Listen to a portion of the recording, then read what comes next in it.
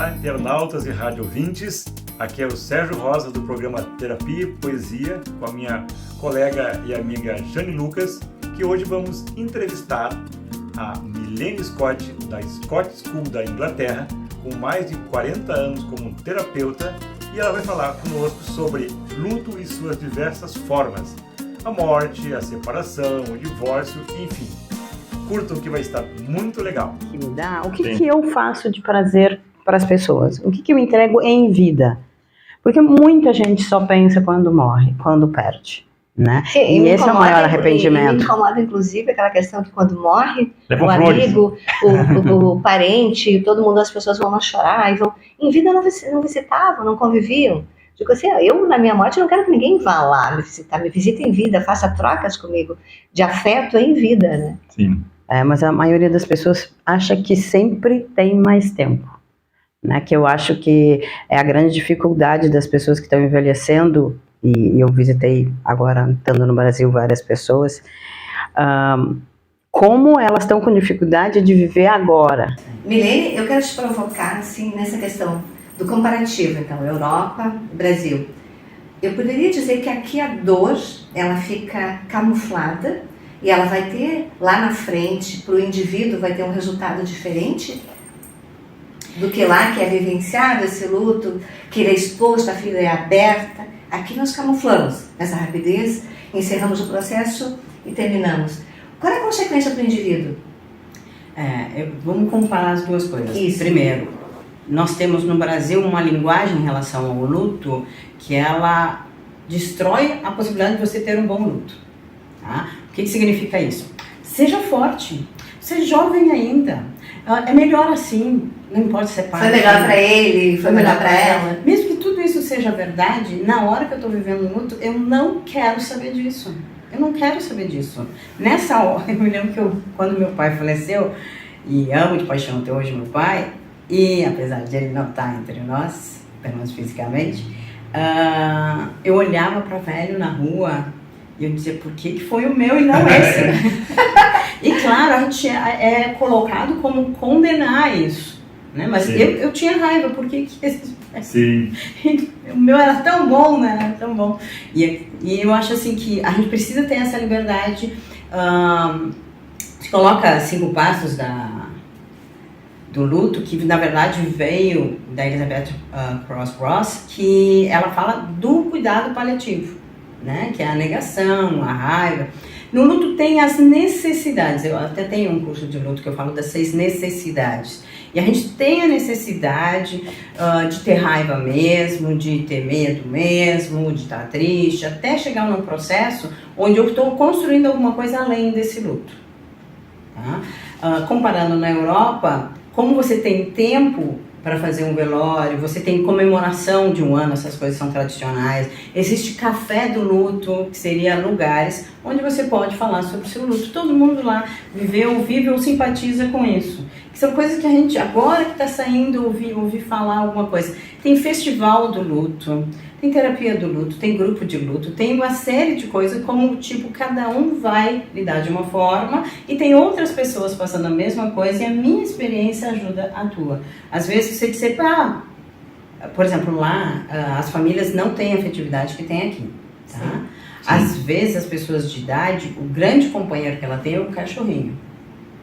E não é a coisa que tem aqui, lá também tem, tá? Essa coisa está crescendo muito o comércio de pet, de aniversário de pet, mas na verdade a companhia de um pet, seja gato, cachorro, às vezes é a única companhia que uma pessoa de idade lá tem, porque os pais lá são diferentes daqui, eles são menos afetivos, no sentido de manter os filhos em casa, aqui é uma super proteção muitas vezes de filhos, e os filhos super protegidos e bem estragados continuam na casa, com 40, sim, 50, levam a esposa para lá, né?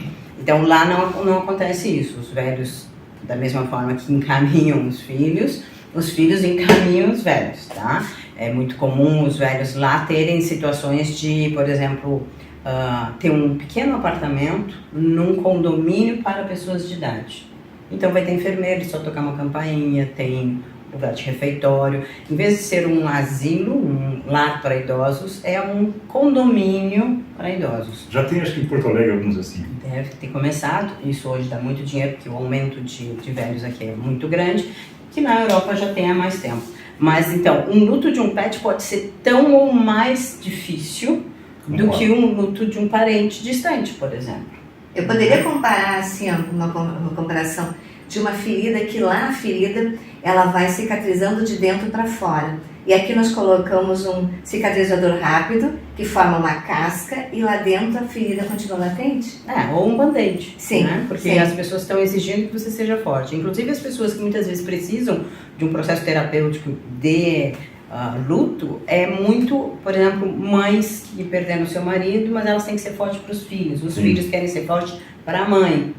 E aí são vários lutos. Por exemplo, as pessoas nunca se colocam no lugar de um avô que perdeu um filho, tá? Que está tentando ser forte, mas é uma ordem parece que antinatural. Sim. Ele perdeu um filho, o pai dos seus netos, a família daqui a pouco se afasta porque não necessariamente, por exemplo, é muito comum, principalmente no Brasil, que a mulher leve para sua família materna os netos e tudo mais. Então, Sim. quando o marido dela morre, o pai, os avós paternos ficam distanciados. Então, eles têm várias perdas nesse momento, né? Principalmente a sensação de que agora não tem como recuperar mais nada, né? E, erradamente, as pessoas também acham que porque ela ficou viúva, agora é só casar de novo.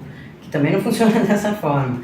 Existem vários tipos de lutos também que as pessoas têm dificuldade. Uma separação é um luto, uma mudança é um luto.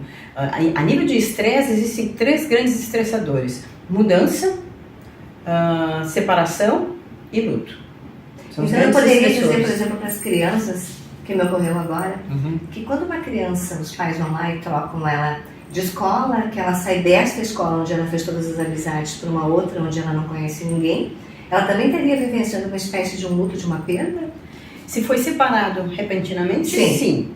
Se foi preparado, porque aquela escola vai só até aquele ano, a própria escola vai, daí tu vai escolhendo escola e tudo mais, ela não vai ressentir tanto. Ela vai ressentir a mudança, mas não tanto. Agora, quando é tipo de uma hora para outra, sim. Mas assim, mesmo que seja um luto, é importante para eles perceberem que a vida tem esses saltos, né? Exatamente, essas mudanças e que vai acontecer. Eu não vou ficar sempre no mesmo lugar esperando, a vida não vai ser sempre igual. Falando de culturas, né, lá em relação ao luto, e eu conheço 2 culturas, assim, pelo menos por cima, que tratam a morte de um jeito muito diferente. Os mexicanos, né, que já tem festas para comemorar os mortos, tem um dia da morte mesmo. Eles vão lá e fazem festa e tal. E aqui no Brasil e no mundo todo, os ciganos. Eu morei num bairro, em Gravataí, que tinha uma vizinhança cigana. E quando morria alguém, ele fazia uma fogueira no meio da e fazia uma festa. Porque a pessoa já tinha cumprido a missão dela. Quando nascia alguém, eles choravam, e quando morria alguém, eles festejavam. Então é interessante essa questão de visualizar o luto com essas culturas. É bem legal tu trazer essas questões de cultura, porque, sim, o mexicano tem a morte como uma santa, tá? Sim. Existe o dia da morte, e eles acendem vela, um monte de coisa. Por quê? Porque para eles oferecem à morte todas as coisas que eles querem que morra. Quando você tem uma doença, você reza para a morte. Sim. Levar a doença, levar o problema, levar a dívida. Então, eles encaram a morte como o fim de algo para o começo de alguma outra coisa que precisa terminar. Sim. Né? Os ciganos, e tem outras culturas também, que tende a, como é que eu posso dizer, a entender, como você diz, aquele perfeito, porque está certo, está perfeito. A palavra perfeito vem de finalizado. Então, você só é perfeito quando você morre, porque daí finalizou, não tem mais o que transformar, acabou ali. Então, para ele está perfeito. Mas se a gente trouxer outras culturas, o indiano, né, no sentido budista e tudo mais, eles entendem como ciclos e como uma passagem para uma outra situação, para um outro lado da moeda. A roda de Sansara. Sim, e aí o que acaba acontecendo? Também existem as coisas que acabam não ficando tão redondas, porque algumas pessoas, por exemplo, o oriental de maneira geral, tem muito essa cultura de próximas vidas e acabam muitas vezes na situação de suicídio, tipo só para terminar essa. Sim. Então existem consequências, a coisa não funciona exatamente dessa forma, mas é interessante que a gente tenha mais visões do processo. uma das coisas em luto que é o mais difícil de lidar é o suicídio. Primeiro, não existe uma religião que conforte. Existe, por exemplo, dentro do budismo, a visão de suicídio, 38 formas de suicídio. Uma pessoa que come demais, fuma demais, bebe demais, qualquer uma dessas, não todas juntas, se coloca em risco demais, ela está se suicidando. Não é só aquele que escreve um bilhetinho e faz não sei o quê. Né? Existem várias formas. E as pessoas condenam aquele que faz o bilhetinho sem entender que o que ele está matando não é ele. Ele está matando a dor. Ele não aguenta mais a dor, seja emocional. Não dá conta da dor.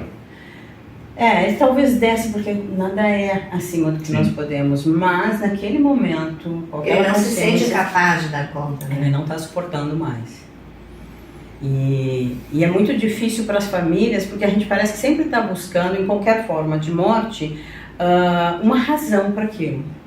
E não uma visão de ciclo.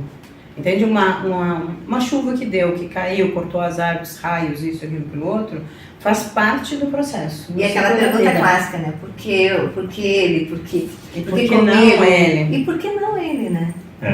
Tu falou agora, eu lembro que quando era criança ainda, esses padres, acho que são jesuítas, que eles fazem missões, né? Eles vão nas igrejas no interior.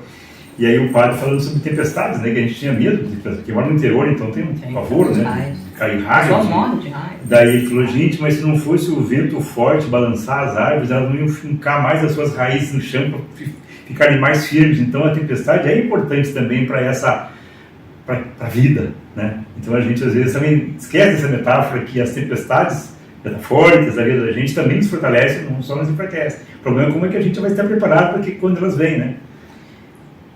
Aí que tá, né? Se a gente se preparar, a gente vai ter a lição? Pois é, não sei. Como, por exemplo, as pessoas dizem, foi mais fácil para você porque tinha um câncer e tu teve tempo de se despedir. É mais fácil para uma família vendo a pessoa se deteriorizando e morrendo de dor? E para a pessoa é mais fácil sentir todo esse processo. Perceber que a morte está chegando. E ela está preparada. E tem gente que está há anos, às vezes, cuidando de uma doença muito grave do seu bem, né, da sua pessoa mais amada. Ela não é mais leve para ela do que aquela que perdeu num acidente. Sim. A pessoa do acidente está menos preparada? Não, a perda é a perda. Ponto. Sim. Então vamos tem um grande corte. Florear isso. Não tem como florear isso. E cada um sente e expressa de uma forma. Por exemplo, existe uma diferença que é legal falar do luto do masculino e o luto do feminino. Sim. O masculino foi ensinado a não expressar. Se você quer ajudar um homem, e isso eu deixo assim claro como dica mesmo, se você quer ajudar um homem que está em luto, pede coisas para ele fazer. Me ajuda nisso, resolve aquilo. Que ele então consegue ir resolvendo o luto dele, agindo. Para uma mulher, ela vai precisar falar. Então, por exemplo, uma das coisas que é extremamente comum e quase não se fala é a perda gestacional. Tá? Eu já tive perda gestacional, foi por isso que eu criei o curso do luto, em homenagem à minha filha Joy. E uma das coisas que eu acho que me fez dar esse movimento, e que existe isso na Inglaterra, foi lá que eu acabei criando isso pelas diferenças, uma série de coisas, uma mãe que tem uma perda gestacional, qualquer que seja, leva um bicho de pelúcia, alguma coisa fofa para quando ela sair do hospital ela poder abraçar. Gente, vocês não sabem o vazio, só quem já passou por isso sabe o vazio dessa perda gestacional que ninguém enxergou. As pessoas não têm nem simpatia com isso. Elas olham para você, assim como olharam para mim, e dizem, é jovem ainda, vai ter outros. Foi melhor assim, quem sabe, tá. Bom, eu precisava de alguma coisa para proteger meus sentimentos, para poder abraçar, sabe? E hoje, quando eu ouço falar isso, eu digo, olha, compra qualquer objeto fofo, pode ser uma almofada, se tu não conseguir um bicho de pelúcia, alguma coisa assim, e dá para ela agarrar aquilo.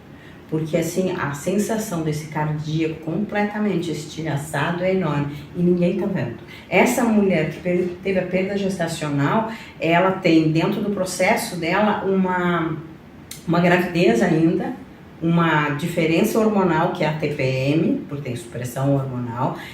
Ainda ela vai seguir nesse ciclo de gravidez mesmo tendo perdido o nenê.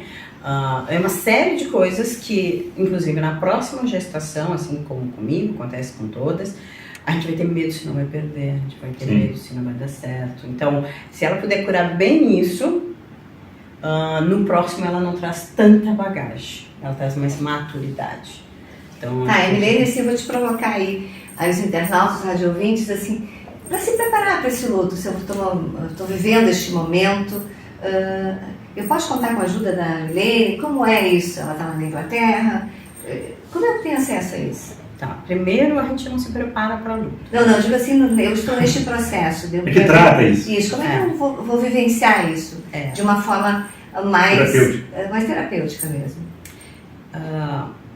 Eu vou dar isso bem aberto para não ter só a Milene resolve, tá? Existem pessoas que trabalham com luto aqui também.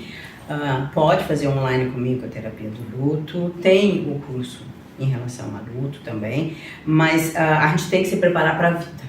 Tu quer se ajudar no luto, você se prepara para a vida. Uma das coisas eu fazia muitas lives, e quem quiser, a Milene tem um canal do YouTube, onde as primeiras lives eram só sobre o luto. Dicas, o que falar, o que não falar para uma pessoa que perdeu um filho, isso, aquilo, tarará. Muita coisa ali gratuita no YouTube, da Milene Scott. E eu reparei que a maioria das pessoas que vinham, que também eu fazia lives no Facebook e tudo na época, elas vinham num processo de vítima. Coitado de mim, eu perdi. E não é eu... Porque eu, né? E eu acho que a grande diferença, Jane, é quando as pessoas entendem que, bom, já que eu tô aqui, eu vou honrar aquela vida. Eu vou honrar meu pai que eu perdi, ou a minha filha que eu perdi. Eu sigo viva, pelo menos por enquanto. Eu determino que eu fico, até chegar a hora. Eu acho bem bacana com relação a isso, que tem o filme do Titanic, né? Em que quando ela está sobre os escombros, né? E ele fica na água gelada e ele diz para ela: viva tudo que tem para viver. E aí ela aparece depois das memórias dela idosa, que ela viveu uma vida intensa em honra a ele que morreu. Então eu acho bem interessante esse link, porque é bem isso, né? O quanto eu honro aquela vida em que o outro se foi, e quanto eu honro a minha vida vivendo também por ele, né? Porque ele está vivendo em uma dimensão e eu estou vivendo em outra. Eu acredito nisso. E aí, quando a gente fala em legado, por exemplo, tem aqui no Brasil, né, qual é o nome agora? Que é o símbolo, é uma borboleta. São os pais que perderam o Marcelo e por causa de acidente de pessoas bêbadas, e eles fizeram todo um processo em realmente salvar. Eles salvam muitas vidas alertando. Então, esse tipo de movimento de eu fazer um trabalho voluntário, de eu fazer alguma coisa em prol à vida, honra quem foi, mas me dá uma sensação de realmente estar honrando. Né? O Regis, né? O filho do Regis. O Regis que morreu no acidente. Eu não consigo lembrar a esposa dele agora, mas ela era nossa cliente na Caixa e ela é uma pessoa maravilhosa. Mas ali na Vila Maria tem uma senhora em que um menino que tinha uma doença degenerativa criou uma escolinha. E ele faleceu aos 21 anos. E a mãe segue com a escolinha porque ela disse que ela faz isso tudo por ele. Mantém ele vivo. Mantém ele vivo. E é incrível, a escolinha já está com 25 crianças, um trabalho lindíssimo. Social. Assim como O Olho de Lorenzo, aquele filme, né? Quanto modificou vidas, realmente muitas vidas, muitas famílias. Eu acho que isso é um dos maiores remédios que a gente pode ter, para se dar conta. Existe uma frase que eu queria deixar antes de a gente terminar, porque eu sei que o tempo aqui é mais curtinho, que eu não vou saber quem é o autor, tá? Mas eu ouvi a primeira vez, eu acho que foi pelo Dane Washington, que ele diz assim: espero que quando eu te encontre vivo. Sensacional. Sensacional, porque tem toda... Essa é muito ampla, né? É vivo, né? Não vivo, é estar vivente. Apenas existindo. Né? Porque a maioria das pessoas está sobrevivendo. E essa é a grande diferença, em realmente estar preparado. Sim. Viver a boa vida para ter a boa morte, né? Isso eu lembro do livro, depois foi feita uma série, Incidente em Antares, né? Que é a atriz que representou a prostituta daqueles que morreram, né, ficaram insepultos, que era a Marília Pêra. Ela fala uma frase que eu nunca mais esqueci, que quando eu falo eu me emociono. Como ela falou assim: Deus, me dê uma boa morte, já que o Senhor não me deu uma boa vida.